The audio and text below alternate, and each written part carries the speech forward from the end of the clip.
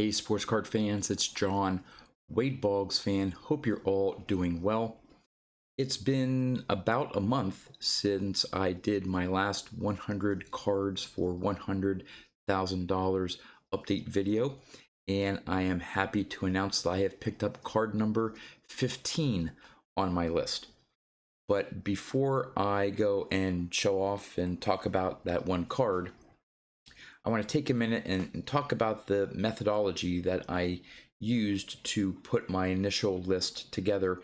More specifically, the price that I thought I would have to pay for a particular card given the grade that I wanted to go after. I think that some of my recent frustration in not being able to pick up some of the cards I've been trying to get off my list is because I may be working with inaccurate data. The prices that I put for, had for my list that I thought I'd have to spend for a particular card in a particular grade, I took from PSA's website, their auction prices. Supposedly, they scour eBay and other auction sites and collect the data and show recent sales. So you can go and look up a particular card in a particular grade and it'll show recent sales, and you can use that as a measure of the going price for a particular card. So that was the information that I used to put my list together. When I first started off, I was pretty much able to get cards that, according to PSA, I was right around the comps. A couple times I had to pay what I thought was over comps. But lately, over the last specifically month, maybe a little bit longer than that, I'm getting a little frustrated in that I'd go after a card, I'd look at what the recent comps were on PSA website, and I say, okay, well, this is one I may be able to go after. I watch it. Usually they're auctions that I've been going after, and either I get outbid, or by the time the auction ends, it's already gone above my maximum price. And I keep thinking to myself, why are these cards going for sometimes way above what PSA says are the recent comps? And again, it's been a little frustrating because, I thought maybe not so much with vintage, but there's been a little softening with baseball card prices over the last year or so after the tremendous highs of the pandemic time period. But still, it just seemed that some of the cards I was going after were going for way more than what I thought they would. Case in point, the particular card that is now card number 15 on my list, according to PSA's website, in the grade that I was going after this card in, the recent comps fell within maybe $70, $80. So this one card came up for auction, and this card is somewhat hard to find, fairly well centered. And the card I was going after it's not perfect, but it's a nicely centered copy. So I wanted to go after it.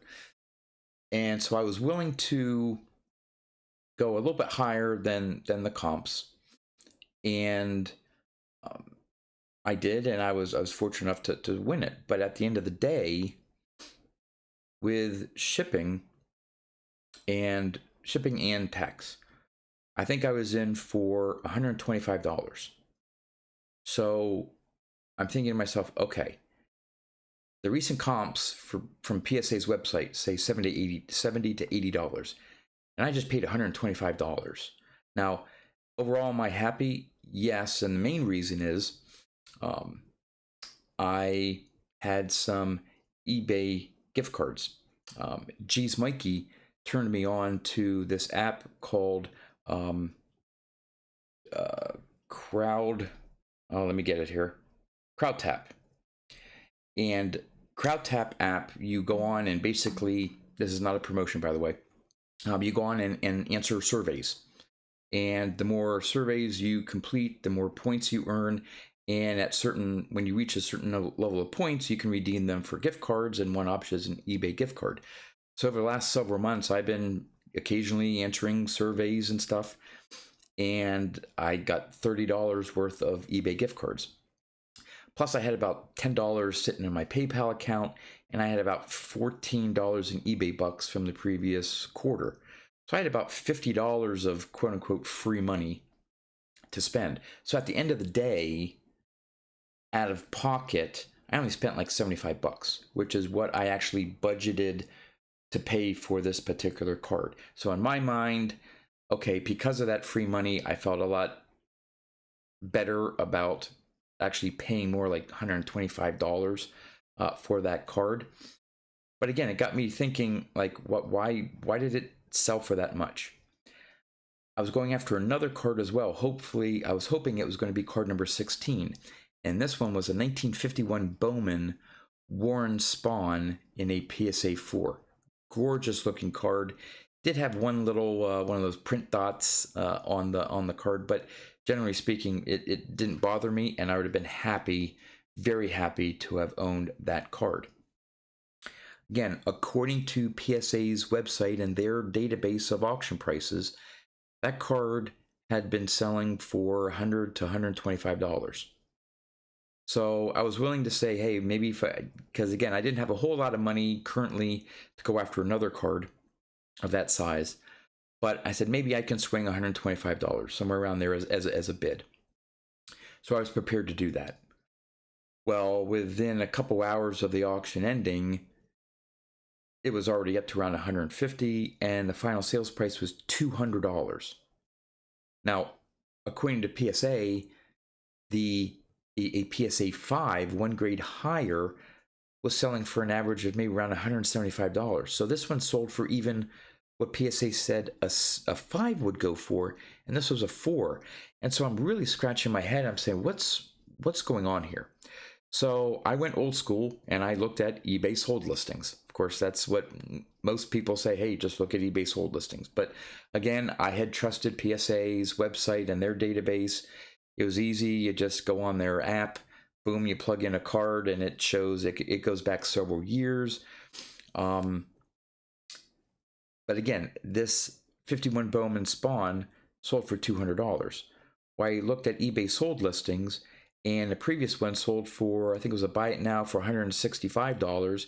And then there was another one that was buy it now or best offer at $185. And it was someone had accepted a lower offer, but of course eBay doesn't tell you what that offer was. So I now realize, okay, based on eBay's data, that PSA 4 is selling for maybe around $175 to $200.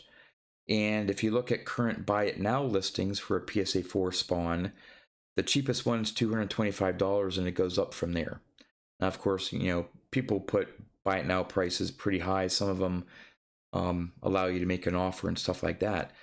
So now I'm thinking, okay, a PSA 4 Warren Spawn, again, is $175, $200, $225 is around the going rate for that card. Well, if I had known that, I wouldn't have even followed that card. I wouldn't have even attempted to think that I could go after that card right now.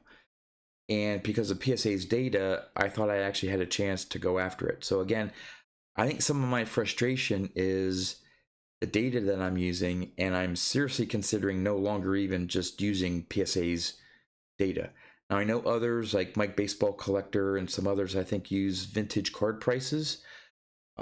But I think it's like $17, $18 a month to access their data, which, someone on a, pretty tight budget, that's easily one card a month that I could buy versus having the data. But do I want to scour eBay sold listings? And again, those sold listings on eBay, I think only go back maybe 3 months.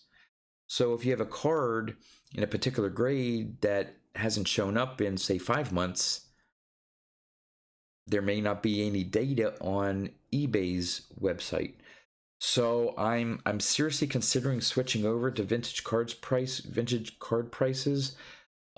just swallowing the cost, because that way I may have a better handle on what some of these cards on my list and other vintage cards I may want to go after, uh, what truly the going rate is, so I don't set myself up for a constant disappointment of saying why am I constantly missing out on these auctions, constantly getting outbid because I think I'm using incorrect data and thinking that they should be selling for a lot less when the current price is higher. So would love to know in the comments, what do you use as a basis to find comps for when you're looking at a card, whether it be on eBay, at a card show, whatever.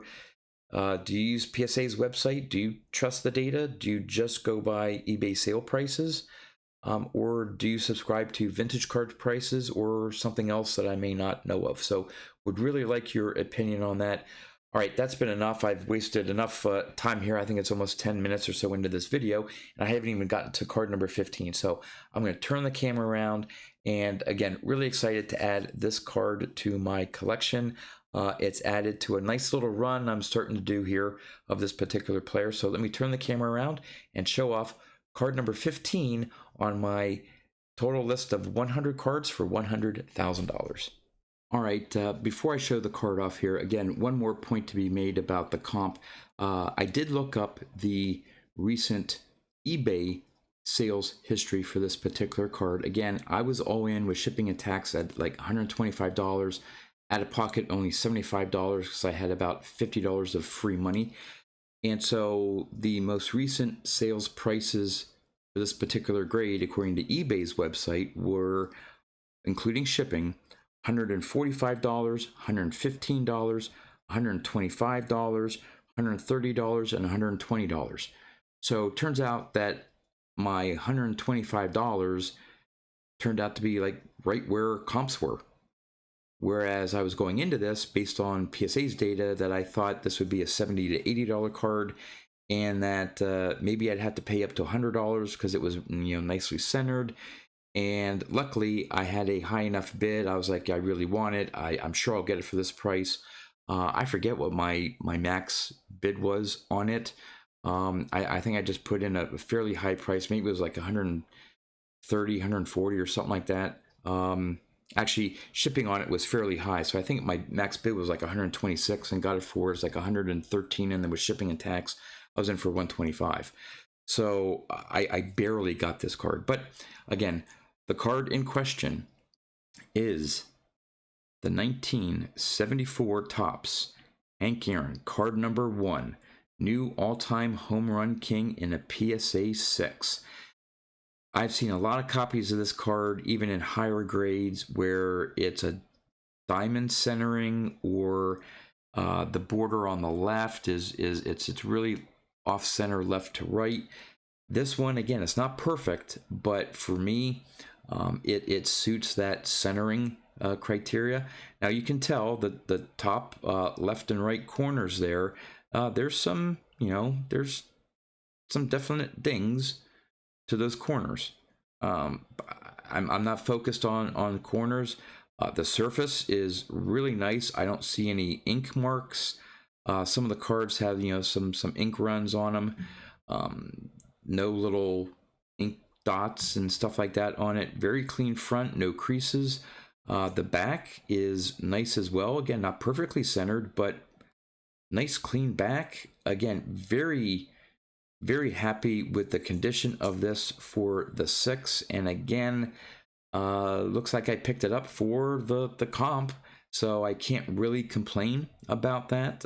Hank Aaron cards, you're not going to find too many bargains out there, especially this mid-grade level here. It's not investment grade, it's not a 7, but 7s were definitely a lot higher. And so this is what I could afford at the time. Very happy with that. And so now this fits into my nice little Hank Aaron run that I'm starting here. So I thought I'd show off sort of the run here. So I have the 65. Again, I want to get this switched over to PSA.